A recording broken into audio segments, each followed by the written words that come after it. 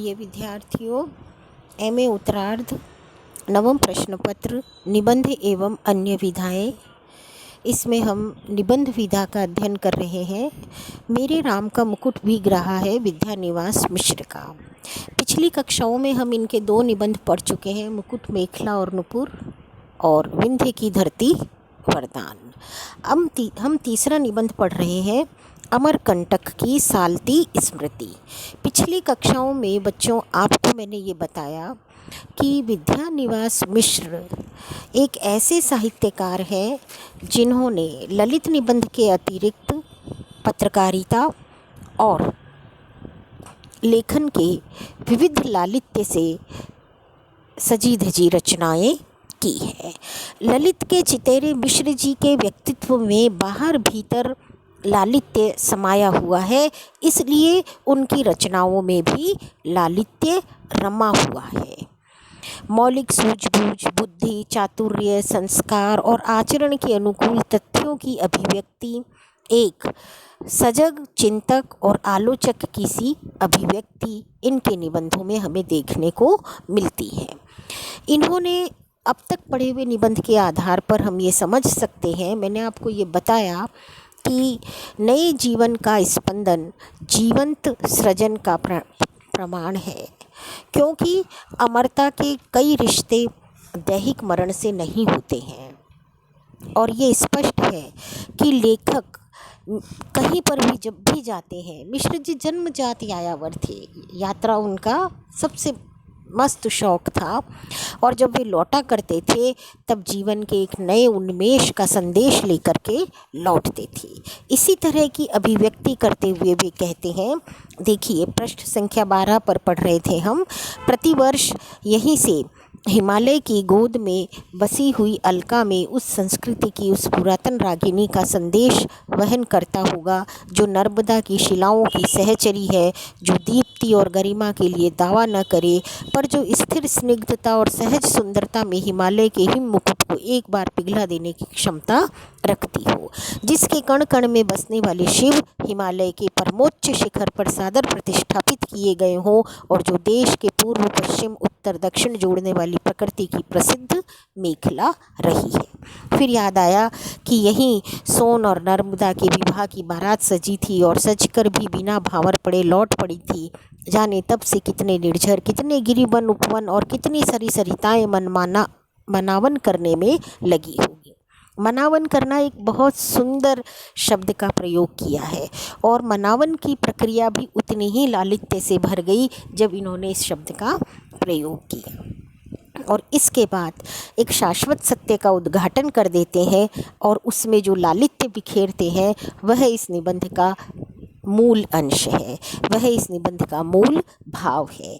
देखिए कहते हैं, एक बार के बिछुड़े अभी तक मिल नहीं पाए। फिर याद आया कि यह बिछुड़न प्रत्येक मनुष्य के जीवन में है। प्रत्येक मनुष्य कभी न कभी इस बिछुड़न का अनुभव करता है, और साथ साथ यह भी अनुभव करता है कि मिलन की आशा कैसी मादक थी, और इसी में वह मिलन का वास्तविक सुख पा जाता है, क्योंकि शायद अप्राप्त मिलन ही सुख है, प्राप्त नहीं।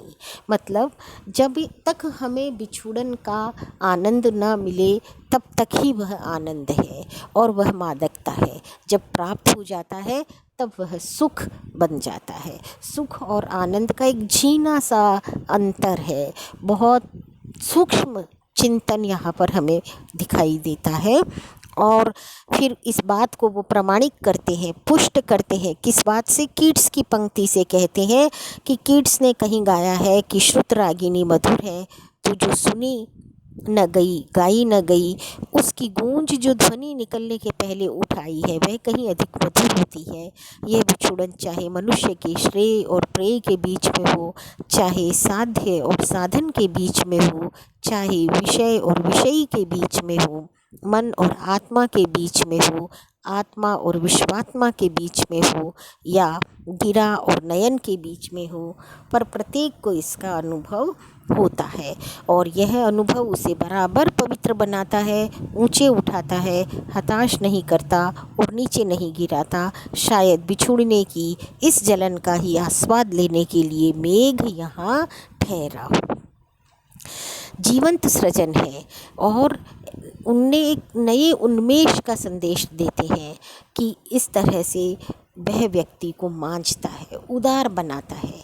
वियोग है, वेदना है, आह, दर्द है, बिछुड़न है, ये मिलन की जो आकांक्षा है, उसका लालित्य है, उसकी मादकता है, उसकी उन्मादकता है, उसका आनंद देता है और वह व्यक्ति को उदार बनाता है, ऊंचा उठाता है, कभी भी नीचे नहीं गिराता।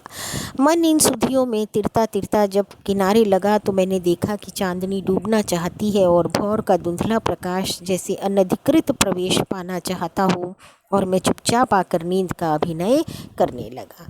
जब हम समूह में होते हैं तब हमें कई चीज़ें अनुशासन के लिए, शिष्टाचार के लिए भी निभानी पड़ती है। लेखक को नींद नहीं आती है लेकिन वह समूह में है तो वह नींद का अभिनय करते हैं और उसके बाद जब देखते हैं कि अभिनय बहुत देर तक नहीं चल पाता है, किसी को प्यास लगी और वे पानी के लिए इधर उधर तलाश करने गए, तब सभी लोग इतने में जाग गए, समूह जागरण हो गया। बहुत सुंदर शब्दों का प्रयोग किया है निबंध में, समूह जागरण हो गया और फिर हम लोग कहीं जा कर के रवाना हो सके। कपिल धारा नर्मदा का सर्वप्रथम प्रपात है, लगभग 100 फीट ऊंचा और आमतौर में बरसात के अलावा शेष महीनों में 2 धाराओं में विभाजित। प्रपात के नीचे कुंड में जाने के लिए घुमावदार रास्ता है और प्रपात के नीचे नर्मदा की शक्ति का पात वहन करने के लिए स्नानार्थियों की अपार भीड़ लगी रहती है। उसमें भी विशेष रूप से एक क्षीणतम धारा के नीचे यह परीक्षा की जाती है कि जिसके ऊपर वह धारा न पड़े वह 100 जन्म में भी नहीं तर सकता। रास्ता बहुत ही उबड़ खाबड़, बड़े बड़े पत्थरों के ढोकों पर फिसलन वाला है, पर श्रद्धा और धारा को शिव की भांति सिर पर ओढ़ने की प्रबल उत्कंठा इन बाधाओं को नगण्य कर देती है। कुछ धार्मिक आस्थाओं को लेकर लेखक चलता है और जब वहाँ नर्मदा के झरने के नीचे स्नान करते हैं तो वहाँ की क्षीण धारा के बीच में नहाकर अपने आप को धन्य मानते हैं। दोनों स्थानों पर हम लोगों ने अत्यंत परितृप्त होकर स्नान किया। साथ ही महिलाओं में एक तो शरीर के भार से और उस भार से भी अधिक अपार भय के भार से दर्शक मात्र बनी रही। दूसरे ने किसी प्रकार बहुत हिम्मत दिलाने पर और धर्म के संचय के मोह से कपिल धारा की विषम धार के नीचे 2-3 मिनट जल की शर वर्षा सही और तीसरी ने अत्यंत उत्साह और उमंग पूर्वक विशुद्ध ग्राम्य उच्छलता के साथ बार बार बरसने पर भी नर्मदा की सारी शक्ति अपने मन में भर लेने की दिलावरी दिखाई। और इन सब से अधिक उन्मुक्त और उन्मोहित भाव से एक अन्य जोड़ी ने फोटो खिंचवाते खिंचवाते स्नान किया और इस जोड़ी की सहज प्रेम साधना की हम सब ने नतमस्तक होकर वंदना की। बड़ा ही चित्रात्मक वर्णन है कि झरनों के नीचे नहाते हुए कैसी कैसी अनुभूतियाँ लेखक को होती है। दोपहरी में 3 चूल्हे दगे और करीब करीब सांझ तक चपरासियों के साथ नीचे ऊपर, कभी आलू के लिए, कभी पानी के लिए, कभी छोटी मोटी अन्य चीज़ों के लिए चढ़ते उतरते जितना भी संचित आनंद था वह इस महंगे मूल्य के लिए पछताने लगा। तब जाकर 2 कौर सुअन्न कहने के लिए मृदु पर तपती हुई तिपहरिया में गले के नीचे गया। बड़े मेहनत के बाद, बड़े श्रम के साथ, बड़े प्रयत्न, श्रम साध्य कार्य था वहाँ रोटी बनाना और व्यवस्था जुटाना। तो लेखक बहुत ही मधुर शैली में और थकान को भी कितना आनंद के अनुभूति के रूप में वर्णित करते हैं। ये यात्रा का अद्भुत रोमांच है। फिर लेखक कहते हैं कोई ईर घाट, कोई वीर घाट, विशेष रूप से महिला वर्ग मानो अपने मत के ऊपर आज के साहित्यकारों की भांति अडिग था और इसके कारण मित्रों में से भी कुछ झल्लाए, कुछ उखड़े, कुछ उदास और अंत में सब तितर बितर हुए। तितर बितर होते ही मैंने संतोष की सांस ली और चुपचाप नर्मदा माई की अपने साथ की जीवंत प्रतिमाओं को नमस्कार करते हुए हम लोग माई की बगिया की तरफ चले। माई की बगिया कहा जाता है कि सोन और नर्मदा की पूर्व राग की लीला भूमि है और गुल बकावली के फूलों की संसार भर में एकमात्र बगिया है।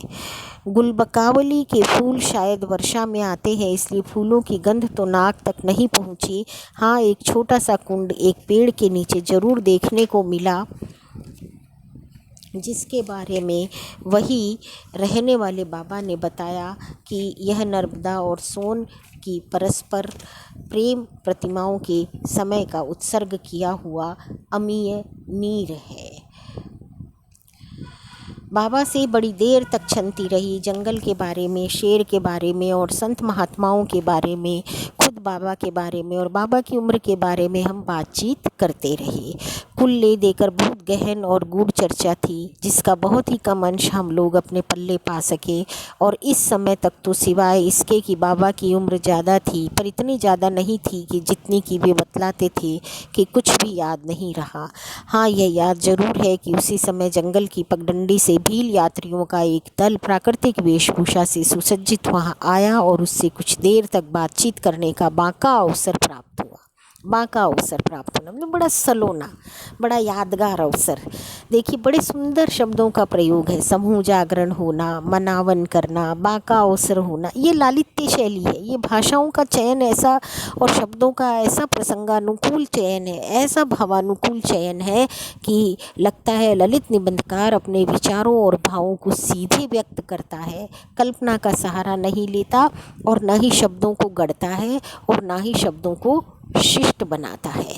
और विषय के चयन से लेकर शैली तक में, भाषागत तक में, अभिव्यक्ति तक में वे उनके व्यक्तित्व का प्रभाव दिखाई देता है। यहाँ हम देखते हैं कि ललित निबंध लिखते हुए विद्यानिवास मिश्र के व्यक्तित्व को आरोपित नहीं करता है, बल्कि वह विषय के अधिक जीवंत और आत्मीय बनने के लिए ही उनको सपोर्ट करता है। मतलब विद्यानिवास मिश्र के ललित निबंधों के पर्याय है, ये हम कह सकते हैं। लालित्य उनके रोम रोम में बसा है, शब्द शब्द में बिखरा है और अर्थ अर्थ में ध्वनित हुआ है। इस बात को हमें मानना होगा। इसके बाद देखिए, लेखक फिर आगे कहते हैं, हमारे एक मित्र ऐसे थे जो लोक जीवन से अधिक लोक गीतों के संग्रही थे, और कोई भूखा हो, प्यासा हो, मरता हो, जीता हो, वह ये समझते थे कि हर एक वनवासी और हर एक ग्रामवासी 24 घंटे बाबू लोगों को गाना सुनाने के लिए बना है, और बेचारे 12-14 कोस चलकर थके हुए कुछ कच्चा पक्का सीखने के लिए तैयारी कर रहे थे कि इतने में मेरे मित्र ने अनुरोध किया कि गाना सुनाओ। खैर, उन्होंने तो नहीं, लेकिन उनके साथ के 2-4 बच्चों ने इसी बीच में भूख के कारण जो विकट रागिनी छेड़ी, और उनके अभिभावकों ने भी आग जलाना छोड़कर उनको मारने पीटने और रागिनी को तार स्वर देने में सहायता पहुंचाई, तो हमारे मित्र ने भी कान मूंदा और कहा कि अब चलना चाहिए। अगत्या हम लोग मुड़े। देखिए, कितना पेट की जठराग्नि महत्वपूर्ण है या रागिनी महत्वपूर्ण है, इसका बहुत सुंदर द्वंद्व, और बच्चों के माध्यम से कि बच्चे भूख से बिलबिला रहे थे और मित्रों को गाना सुनने की पड़ी थी, और ऐसे में कैसा द्वंद्व होता है और लेखक किस प्रकार बचकर निकल जाते हैं। हम आज इतना पढ़ेंगे। इसी बीच में आपको एक महत्वपूर्ण व्याख्या दे रही हूँ, जिसमें ये अपन ने पढ़ा कि बिछुड़न तो हर व्यक्ति के जीवन में आती है, और वो चाहे प्रेय की हो या श्रेय की हो, उसका उसके संदर्भ में, उस दरमियान, उस तारतम्य में जो मिलन की आशा है, मिलन की मादकता है, मिलन का उन्माद है, वह ही वास्तविक सुख है, और वह प्राप्त जो है वह सुख नहीं होता है। इस संदर्भ में लेखक ने स्पष्ट किया है। मैं आपको ये नोट करा दूं कि यह बिछुड़न प्रत्येक मनुष्य के जीवन से लेकर के प्राप्त नहीं है। इस अंश की सप्रसंग व्याख्या कीजिए और ललित निबंध के संदर्भ में अमरकंटक की साल्ती स्मृति का मूल सारांश अपने शब्दों में लिखिए।